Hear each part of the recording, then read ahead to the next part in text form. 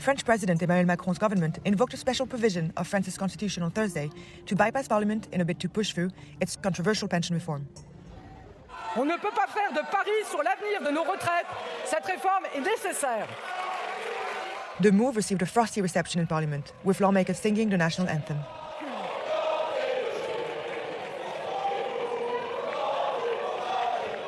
The use of Article 49 of the French Constitution allows the Macron government to avoid a parliamentary vote on the bill, which proposes raising the retirement age. It comes after public sector workers have walked off the job in droves, culminating in piles of trash building up around the French capital. I'm in Paris with a view of the iconic Eiffel Tower, but here's a scene that offers a less romantic vision of the city.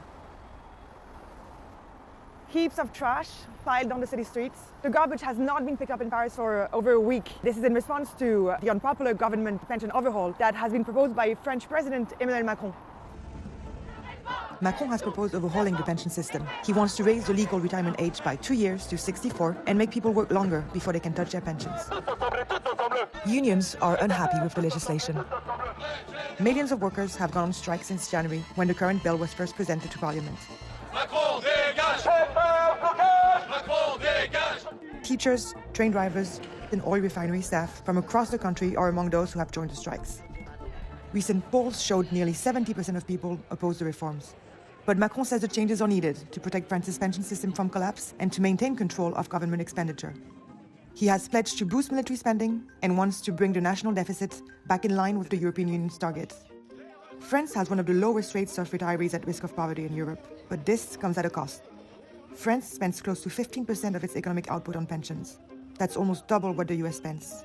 The country's pension system is expected to run a deficit of 1.8 billion euros in 2023. That's set to keep increasing to 21.2 billion euros in 2035. As the population ages, the number of workers who fund each pension check is shrinking. The government has ruled out raising taxes to shore up deficit, saying that taxes in France are already high. Nous avons conscience que cet effort demandé aux Français n'emporte pas l'adhésion d'une majorité de Français. Mais nous sommes convaincus que les alternatives, augmenter les impôts, augmenter la dette, baisser les pensions des retraités, n'emporteraient pas davantage l'adhésion de l'opinion. This isn't the first time Macron tried to overhaul France's pension system. In 2019, he proposed to streamline France's 42 different state pension plans, which vary in retirement age and income, into one universal system. He also wanted to introduce bonuses and penalties to encourage people to work until the age of 64. This led to strikes across the transportation system, which paralyzed the country for weeks before the government shelved its plans as the COVID-19 pandemic struck. But some economists say the proposed changes won't keep the system afloat for long. Many see the fight over pension as the last stand in defense of France's social welfare model. J'y vois une régression des droits sociaux, assortie d'une procédure politique qui est épouvantablement antidémocratique. Et voilà, je proteste. France's Senate approved the controversial reforms on March 11.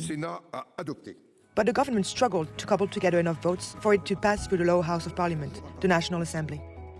Macron's move comes at a high political cost. Protesters in opposition parties that have painted Macron as an authoritarian now have more ammunition to mobilize the masses. Demonstrators took to the streets after Article 49 was invoked. A number of parties have said they will retaliate by putting forward a no-confidence motion. If successful, that would force the government to resign.